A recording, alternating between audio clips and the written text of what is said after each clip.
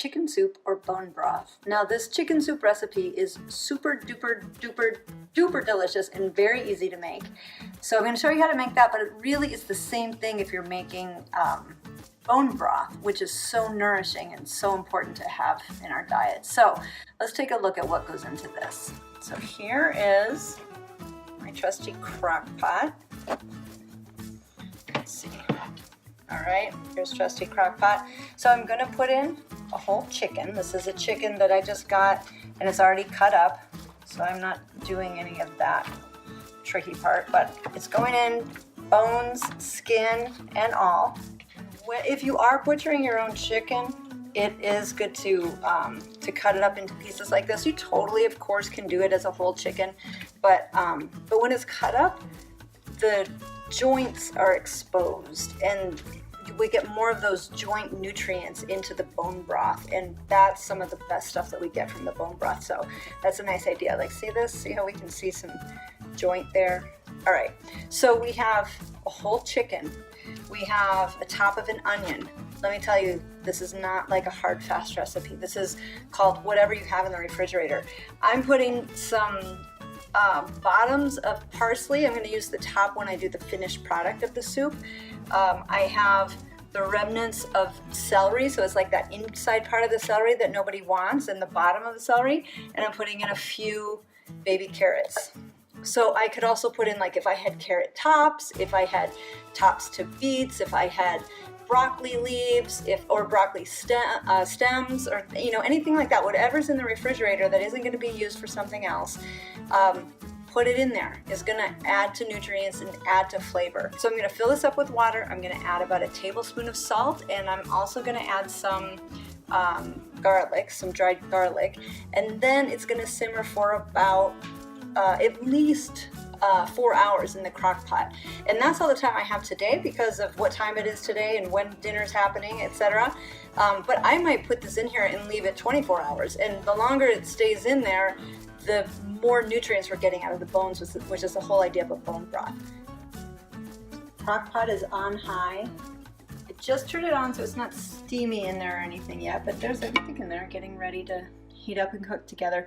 So like I said, since I only have 4 hours or so before dinner, I'm probably going to leave my crock pot on high the whole time. If I had 6 or 8 hours or more, then I would probably switch it down to low after a couple of hours. So we started this soup yesterday, and with fully intending to finish it yesterday, and that is not how yesterday went, and so we're gonna pick it up where we left off now. So the soup, the chicken and the veggies and stuff have been simmering for 24 hours now, so we're gonna have gorgeous, gorgeous bone broth. Let me show you my setup. I'm just about getting ready to strain that. So in the sink here, I have a large colander, a pitcher, large, measuring thingy. Okay, and here's our well-cooked chicken and veggies. It's hot, it's heavy, so if you are an adult, please supervise yourself. Largely because you don't want to miss any of this broth, because this is precious golden stuff.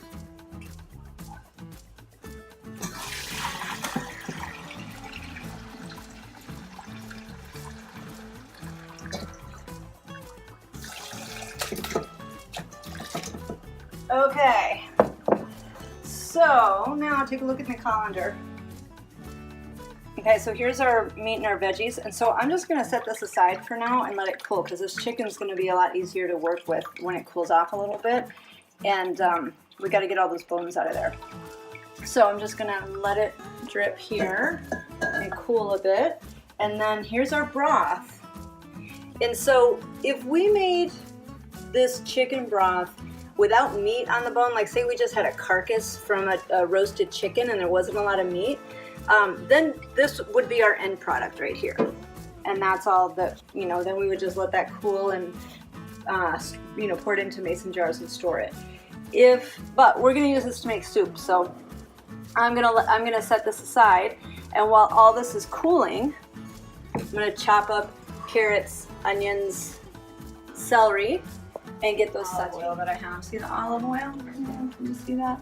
That's a couple, 2 to 3 tablespoons of olive oil, and I'm going to saute these veggies. So I'm going to put in my onions, my carrots, and my celery, and then I'm going to get them sauteing. So since I'm making soup, I'm going to put in fresh veggies and saute them till they're mostly soft, and then add the cooked chicken and the chicken broth.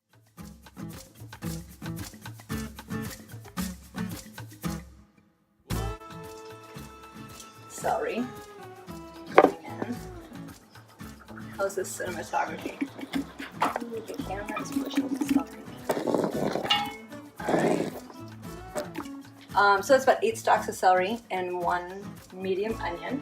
And I'll do, probably about a pound of carrots here. Carrots are in. I'm going to turn this on. Let's see, what am I going to do? Just slightly higher than medium-ish. Okay, and we're going to get this sauteing, so let's give it a stir. And basically, I want to get these soft-ish. Okay, so bones are coming out, and so meat is going to go into here. Bones are going to the bones and skin and stuff. I don't want to put into the soup or going over here, but let's check out these bones. See how I can crush them with my hands? What, am I a She-Hulk? No, these are just super cooked bones. And so you know what sometimes I do with these super cooked bones that I can crush with my hand? I feed them to the dogs, and they love me forever for that. And the super cooked veggies, those are going to go to the compost. Okay. So this will take a little while to go through and pull the bones out, but we're going to do that. Here's our pile of bones. Here's our bowl of chicken meat. That's what's heading to the compost. There's our broth. So usually though, I'll be making soup with somebody else, with the kids or with my husband, and then they get the job of getting the meat off the bone, or they get the job of cutting the veggies or whatever, and it becomes a group project. So one of the things I want to say about that is that it takes more time to cook like this. It takes more time, yeah, but that's like your connect time. That's your family time. That's your we're hanging out in the kitchen time. That's your, what was the best thing that happened to you today? What was the worst thing that happened to you today? Whatever. It's the how you doing today time. And so it's not time wasted. It's good family together time, and we're making nourishing food together. And it's one of the best gifts and most supportive things we can do for ourselves and for our families. I have added most of the broth, and I've added the chicken. Let's stir it up so you can see that. Chicken and broth and the veggies. So the veggies were starting to get soft, but they're not completely cooked through. And now I'm going to let this simmer. I'm going to let it come back to a boil. So I didn't add all the broth. I'll tell you why. Here's the rest of the broth. A little bit still in there, because I like to keep some in the fridge. I like to keep it in the fridge just to drink it, or I'll use it to, cook things in or whatever. So I almost always have some. The broth was so nice and rich that I put most of it in there, and then I did add some water to the soup too, because I didn't need to make it with all this straight up broth. Soup is simmering away. I did add some diced garlic. You can see some diced garlic in there. So flavors are coming together. Veggies are softening. Looks beautiful. Last thing I'm going to add right here is chopped parsley. There goes the chopped parsley in there. Maybe back up. Look at that my phone in the soup. That'd be so bad. Okay, there it is. And so